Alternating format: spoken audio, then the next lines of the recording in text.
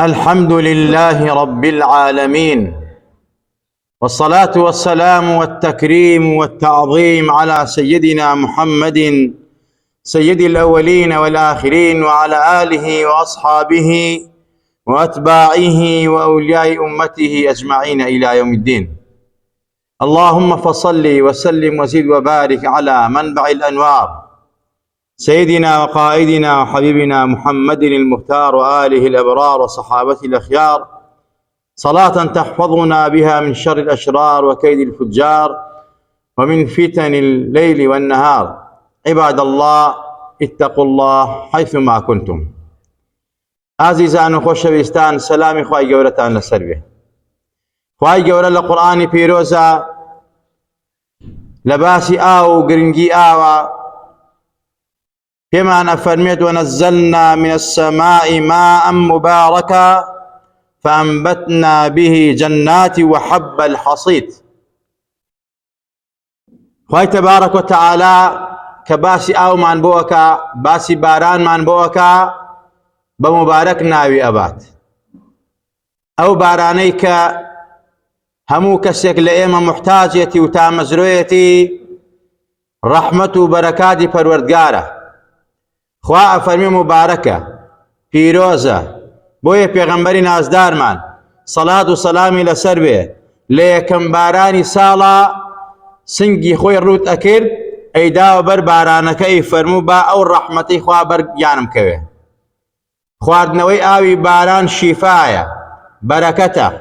بۆیە خوا فەرمووە: نەزەلنا من السەماء ماء مبارەکە. ئێمە ئاوێکی مبارك و پیرۆز و زۆر و پرسود و قازازمان ناردۆتە سەر ئەرز بۆ ئەوەی کەوا سەر ئەرز کاتە بەهەشت و ڕازاوەی کا جوانی کا بەروبوومتان بۆ پێ بگەێنێ، زەرعات و دەغڵ و دانتان بۆ ئاو بدا، کانی و کارێستان بۆ بتەقێنێ. ئەو ئاوە مایەی ژیانە و سەرچاوەی ژیانە. خوای تەبارەک وتەعالا لە قورئانە بەم شێوازە باسی ئاوەکە و لە چەندین ئاەتی تریشە کە باسی ئاو ئەکات. ئەمە گرنگی نیعمەتی ئاو دەرەخا کە ئەمە هەدێ و خەڵاتی پەروەردگارە و هەروەها نیعمەتی گەورەی پەروەردگارە پاش ئیمان، چونکە ژیان بە ئاو ئەڕوا بەڕێوە. هەرچی کائینات و مەخلوقاتە لەسەر ئەرزا تۆ ئەیبینی، کەون و کائینات و ئەوەی کەوا تیای شایەتی هەمووی محتاجی ئاوە، هەمووی بە ئاو ئەژی، بەبێ ئاو ناتوانن بژین. بۆیە خوای گەورە فەرمێت: وجعلنا من الماء كل شيء حي أفلا يؤمنون. ئەفەرمێت ئێمە هەرچی شتێک کە دروستمان کردووە یەکێک لە سەرچاوەکانی ئاوە. ئێمە عناصری ئەربعەمانەیە کە ئاوە، گڵە، هەوای ئاگرە کە زۆرترین دروستکراوەکانی پەروەردگار، یعنی کە ئێمە سەیرەکەین جزء و بەشێکی ئاوە، بەبێ ئاو دروست نابێ. چۆن گڵ، هەوا، مەسەلە ئاگر بۆ کۆمەلگا پێویستە و ئاوەدانی کۆمەلگای پێوە. ئاو لە هەمویان گرنگترە، ئاو سەرچاوەی هەمویانە. ئەگەر ئاو نەبی حیات ئەوەستێ، ژیان ئەوەستێت. بۆیە خوا ئاوا فەرمێت ئێمە هەموویمان لە ئاو دروست کردووە. ئەی ئێوە ئیمان ناهێنن، ئێوە باوەڕ ناهێنن؟ أفرأيتم الماء الذي تشربون أو آوە جوانە ئەبینن ئەیخۆنەوە سازگارە. ئێوە بەڕاستی بۆ سوپاسی پەروەردگاری لەسەر ناکەن. ئێمە ئەتوانین ترش و تاڵی کەین ئەو ئاوە شینە سازگارە. ئێمە ئەتوانین بیبین بە ناخی ئەرزە، بەڵام پێمان داون نیعمەتێکی ئێمەیە، هی بەو خەڵات و هەدیەی ئێمەیە. بۆ پێناگەن، بۆ پێناگەن، بۆ عیبادەتی خوا ناکەن، بۆ شکرانە بژێری پەروەردگار ناکەن. نیعمەتێکی گەورەی پەروەردگار ئاو. حتا ئاو لە مڵک و ماڵ، لە وڵات و نیشتیمان، ئەگەر ئاو نەبێ وڵات و نیشتیمان وێرانە. بۆیە لە ئاڵتون و لە زی و لە زێر و لە پارە و لە پوڵ، لە مڵک و لە دەسەڵات ئاو لە هەمووی گرنگترە. ئیبن سەماک ئەچێتە لای هارونە ڕەشید. هارونە ڕەشید بۆ معلوماتتان دەسەڵاتی عەباسیەکان هەتاک و سین بووە لە ڕووی شەرقەوە و هەروها لە ڕووی غەربیشەوە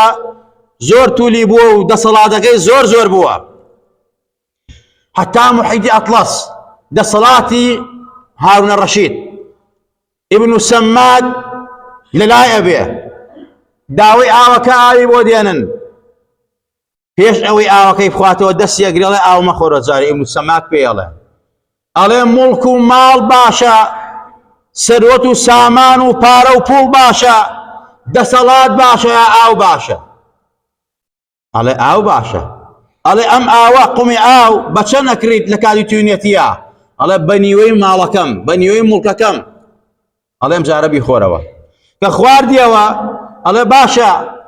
ئەم ئاوە ئێستا تۆ خواردتەوە ئێستا لە جسم تایە ئەگەر خوای گەورە مەخرەجێکی بۆ دروست نەکرده بێت تۆ چۆن نەتوانیم ئاوە دەرکەی ئەگەرم ئاوە سەد بێ لە جسمی توە ناڕەحەتەکە بتەوێ دەریکەی بە پارە و ماڵ دەرکرێ چی ئەەکەی لە پێناوێ وتی هەموو ماڵەکەم بەدەم لە پێناوێ بەس ئیسراحەت کەم و ئاوەکە لە جسمدا لە گیانما دەرچێ ابن سەماک وتی دەی سوپاسی پەروەردگار بکە ئەو ئاوە جوانەی بۆ دروست کردووی سوپاسی پەروەردگار بکە لەو جسمەدا کە محتاجی ئاوە ئەو ئاوە خۆیتەوە مەخرەجی بۆ دروست کردووە دوای ئیستیفادەکردن لێی تۆ لە جسمی تۆ دەرئەچێت ئەگەر دەرنەچێ ئەبێتە ئاگر لە گیانتا ئەبێتە بەڵا لە گیانتا ناڕەحەتەکە هەموو لایەکمان ئەزانین بەڕاستی بۆیە وتی بەڕاستی دنیایەک ماڵ و سامانێک ئەوەندە بێقیمەت بێ بەڕاستی نیوەی بدرێ بە قومی ئاو و هەروە هەمووی بدرێ بە ئەو قومە ئاوەکە لە جسا دەرچێ کەواتە قیمەتێکی نییە مقابلی نیعمەتی پەروەردگار نییە بۆیە ئێمەی مسلمان و ئیماندار پێویستە هەمیشە دائیم ئەو بارانە ڕەحمەتە کە نابارێت ساڵێک لە کاتی خۆیان هەموومان نیگەرانین بێتاقەتین بەڕاستی وڵات وشک و وڵات داماوە بێ حیوانات داماوە بێ خەڵکی داماوە بێ کانی و کارێ وشکە بێ خوای تەبارەکە ئاوە جوانەی بۆ تۆ دروست کردووە ئەفەڕەئەیتم الماء الذي تشربون ئاو ڕەنگی نییە ئاو بۆنی نییە ئاو تامی نییە حکمەتەکەیتان زانیوە تا ئێستا ئاو بۆ تام و ڕەنگ و بۆنی نییە چونکە حەچی تەشکیلاتی سەرزەویە مەخلوقاتی پەروەردگار دروستە بن جزئێکی ئاوە ئەگەر بێت و ئاو ڕەنگی بێ هەرچی بەرووبوومی سەر ئەرزە هەرچی مەخلوقاتی پەروەردگارە کە لە ئاو دروست کراوە هەمووی ڕەنگی ئاوەگرێت بۆیە خوای گەورە خوای تەبارەکە و تەعالا ڕەنگی نەدا بە ئاو بۆ ئەوەی کەوا شتەکان کە لە ئاو دروست ڕەنگ نەگرێت بۆنی نەداوە بە ئاو چونکە ئەگەر بۆن بدا بە ئاو ئەو میوە و میوەجاتە کە من و تۆی خۆین هەرێکێ بۆن و تامێکی هەیە بەڕاستی هەمووی بۆنی ئاوەگرێت ئەگەر تامی بدایە بە ئاو هەمووی تامی ئاوێگر بەڵام ئەمە حکمەتی خوایە و دەسەڵاتی خوایە و خۆیشی ئەفەرمێ پەروەردگار يسقى بماء واحد ونفضل بعضها على بعض في الأكل إن في ذلك لآيات لقوم يعقلون ئەگەر بێت و ئێمە تام و ڕەنگ و بۆنمان بدایە بە ئاو بەڕاستی ئاو هەموو شتەکان یەک ڕەنگێک بەڵام ئێمە سەیرەکەی بە یەک ئاو ئەو هەموو شتە دروستەکەین ئەو هەموو میوە و میوەجاتە بەرووبوومە لەو ئاوە دروستە بێت بەڵام هەندێکی فەزڵیمانداوە بەسەر هەندێکی ترا لە خواردنە لە تامە لە ڕەنگە لە بۆنە ئەمە نیشانەی دەسەڵاتی پەروەردگار و وەحدانەتی پەروەردگارە ئیتر عاقڵ و ژیر نابن تێناگەن کە خوا چەند گەورەیە خوا چەند بەدەسەڵاتە ئەمە نیعمەتی ئاوە و هەروەها ئەگەر سەرنجێک بین لە ساع ئەفتا بۆ هەشتای جسمی ئینسان ئاوە چەندین جۆر ئاو لە جسمی ئینسانە هەیە ئەم ئاوە کە مایەی خەڵقی مەخلوقات و دروستکراوەکانی پەروەردگارە سەیرەکەی ئاوێکی داوە بە چاو ئەو ئاوەی چاو سوێرە ئاوێکی داوە بە گوێچکە تاڵە ئاوێکی داوە بە دەم شیرینە ئەگەر بێت و ئاوی دەم شیرین نەبێ لەزەت لە خواردن و خواردنەوە ناکەی ئەگەر ئاوی گوێ تاڵ نەبێ هەرچی حەشەراتە تێی ئەڕوا وێران تەکا و ژیان دروست نابێ ئەگەر ئاوی چاو سوێر نەبێ بەڕاستی بەزەکانی چاو ئەتوێتەوە ئینسان کوێرە بێ خوای تەبارەکە و تەعالا بەم شێوازە ئاوی دروست کردو و گرنگی پێداوە و بە ئێمەش بێ ئاگاتان لە خۆتان بێ ئاوی سازگارم پێداون، چەند ئاوێترم بۆ دروست کردوون بۆ محافظەی ئێوە، بۆ پاراستنی ئێوە، هەی بەشەرێت و مەخلوقات، هەی نەوەکانی ئادەم، ژیر بن، عاقڵ بن، تێبگن، ئیماندار بن، باوەڕدار بن، خۆتان بۆ قیامەت ئامادەکەن. ئازیزان و خۆشەویستان، شکرانە بژێر بن لەسەر نێمەتەکانی پەروەردگار. ئاو دوو سەرێ هەیە، جەمسەرەینە، جاری وا هەیە ڕەحمەتە، جاری وا هەیە نیقمەتە و عەزابە. بەڕاستی کە باران ئەبارێ هەمومان دڵمان پێ بڵێن ڕەحمەتی پەروەردگارە. جاوی ئەو بارانە ئەوەندە زۆرەوێت لافاوی لێ هەڵەسێت، بەڵای گەورەی لێ دروستە بێت، ئەمە نیقمەتە، ئەمە جنودی پەروەردگارە. خوا عەزابی گەل و قەومێکی پێدا کە بەڕاستی یاخین دوور لە خوان، فەرمانەکانی خوا ئاشکێنن، لە سنوور دەرەچن. تلك حدود الله ومن يتعدى حدود الله فقد ظلم نفسه. كاتي ظلمان نفسي خواي گەورە عەزابیان نەدات. ئەگەر سەرنجێکی قورئان بین، خواي گەورە ئەم ئاوەی بە ڕەحمەت داناوە بۆ گوێڕایەڵان، بۆ مطیعان، بۆ متقی و لە خواترسان. خوا فەرمێت وترى الأرض هامدة فإذا أنزلنا عليها الماء اهتزت وربت وأنبتت من كل زوج بهيج. أم آوى أم بارانا يما أي بارين بسر أرزيكا كسري وأرزبي وشكو برين داماو بدبخت جاكي وشكو بوه هيجي تيانا ماوى براسي قرم نارحت بلام أم آوى جوانا أبارين بسريا أم أرز صندوق كاتوا أي كاب باختو باخو باخاتو أنواع برهو من لدرسيت بو إيوي مروف أما الرحمة پروردگارة. أجر سرنجي قرآن بين خوا باس عظيم موساكا أو آويك واخوا داي باراندو كريب أطلسو درياو بحرو درياشا سيركي حضرت موسى لآويكا خوا باراستي وبدايكي أمركا أو منالا بخرنا آوكا إم أي باريزين إم بيقرنا وطو أما بو مسلمان أو باريزرة جنودي پروردگارة رحمته. وأوحينا إلى أم موسى أن أرضعيه فإذا خفت عليه فألقيه في اليم ولا تخافي ولا تحزني إنا رادوه إليك وجاعلوه من المرسلين. فأفرميت بدايك عز موسى هيس ما ترسى شيري بري بخيوك أجر بيتو ترساي لي بخيرنا وآوك وحق نبيتو أي قرنوا بواشي قربي خد وخد بخيوكي وأي قرين بيتك لبيغمبران. أما أو ماي الرحمة بو متقي ولا خواترسان بو بيغمبران بو مسلمانان بو إيمان داران. أجر سيري قرآن كين خوال غزاي بدرة كبيغمبر وأصحابي بيغمبري خواي تبارو أمن وأماني بيدان خوا سري خستن لقرآن آما شيء فيك إذ يغشيكم النعاس أمنة منه وينزل عليكم من السماء ماء ليطهركم به ويذهب عنكم رجز الشيطان وليربط على قلوبكم ويثبت بالأقدام. وباسي آو مان بوكا قرنجي آو أفرميت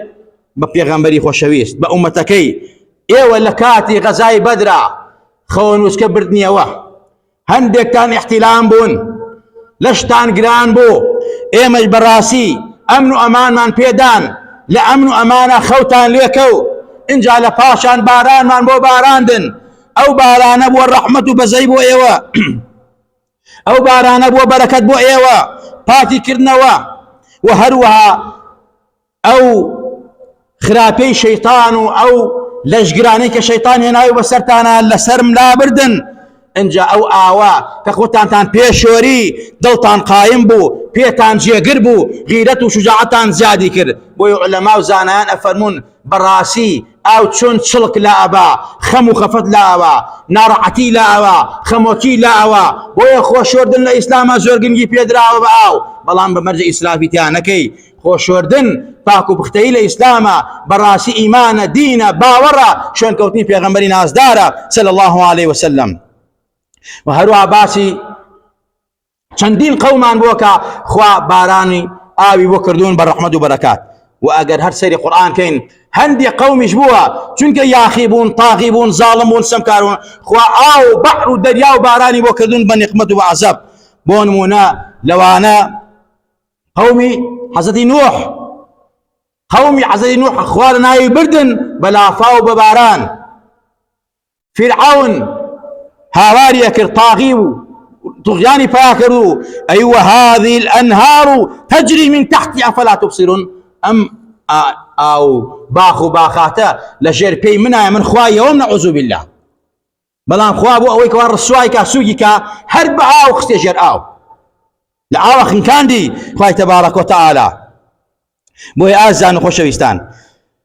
بهمان شوى چندين قوم قليت الخواي قورا بآو لنا يبردن ببا لنا يبردن أم آوا چون رحمة نقمتي شبو تاوان بارانو يا خيبوان بوي آزيزان خوشويستان يمين مسلمان وأمتي رسول الله صلى الله عليه وسلم هميشو دائم أو بارانا أو آوك أبينين أبي بنعمتي قوري پروردگاري بزاين سرخومان دستي بيو بقرين براسي إسرافي تيان نكين خزمتي بكين وبيسي نكين چونك پیغمبر اقامات ميانا فرميت إسلام قرنجي زور بآو داوا أو زور قرنجي لإسلاما كانيو كاريزا كان مان أو آوي كيتا ناو تنجا مالكات وي خويتوا براسي أمرو يما همو من ظالمين برامبر بآو برامبر بنعمتغاني پروردگار زورێک بەڕاستی چەند جار باسمان کردووە تەنکی ئاوەکەی سەدادەی پێوە نییە بەڕاستی تەوافەی پێوە نییە ئەم ئاوە جوانە کە بە چەند ناڕەحەتی هاتوتە ناو تەنگەکەی تۆ بەسەر جادەکانە ئەی ڕێژی لەوەتە چەندین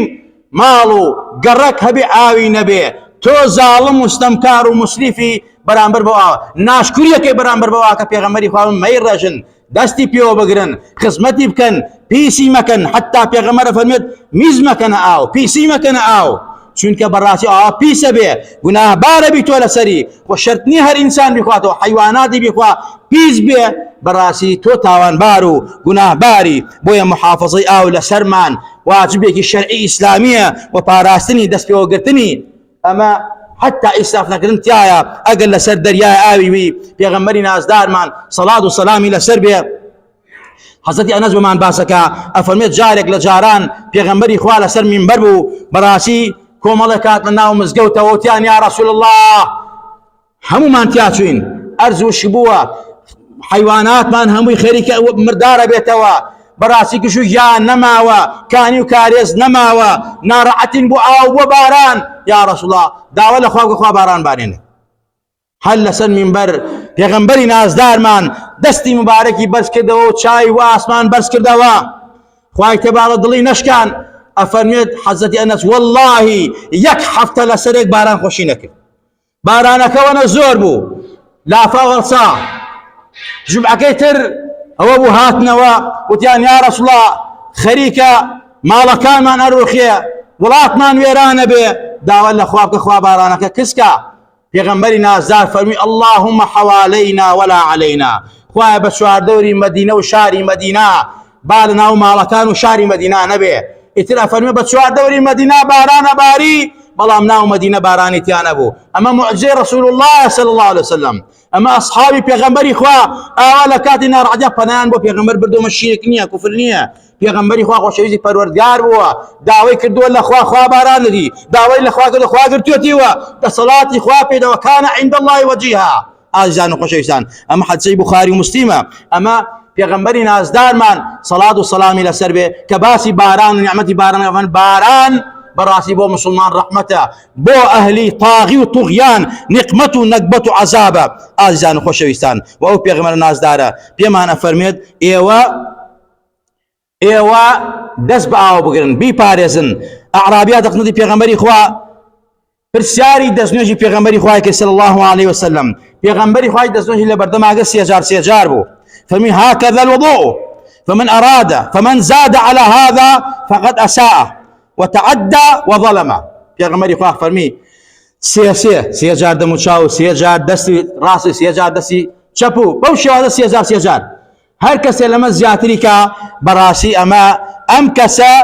خراپەی کردووە و تەحەدای کردووە و زوڵمی کردووە بۆ موەسویسەکان و واسواسەکان کە بەڕاستی ئەو بەلوعابەرە داتەوە بە ئارەزووی خۆی دەم و چاوی دەئێشۆرێ دەستی لێشۆرێ هێشتاڵە تەر نەبووە ئەمە شێتە ئەمە نەکبەت و بەدبەختە ئەینا نەفعلی پێغەمبەرە نەفعلی سەحابەی پێغەمبەری خوا صلی الله علیه وسلم لسيجار زيادة دروس نية بيغمبري خوا بيك مد عاو دزنوشي قرتوا بساعة عاو لش قراني در كردوا ئیتر تۆم ئاوە بەرەدەیتۆ لە بەری ئەڕوا تاوانباری گوناهباری. حتى عبد الله كري عمر أفرميت بيغمبري خوا داي بلاي سعدة سعد داز نيوش يقرد زور إسراف يكرد بيغمبري خوا ما هذا الصرف أي سعد أم إسراف زيادة الربيت شيء لآوا فرمي أفي الوضوء يا رسول الله صرف لا داز نيوش قلت ليشا إسرافية بيغمبري خوا فرمي بلايا نعم وإن كنت على نهر جار أقل سر درياء آوي بيت إسراف بكي لسيجار زيادة بي إسرافة گناه باری تاوان باری ئیتر پێویست ناکە ئەم لاولا بکەین. لە شێخ ئیبن عەجلان پرسی قوربان کەسێکەیە بەڕاستی کە دەستنوێ دەگرێ ئەڵێ تەر نەبووم کە غوسڵ دەرەکا ڕادەنا ئاوەکە ئەڵێ تەر نەبووم فەرمیەوە شێتە لا حەرەجە عەلەیهی هیچی لەسەر نییە هیچی لەسەر نییە یعنی معقول نییە تۆ بڕێتە ناو بڵێ تەر نەبووم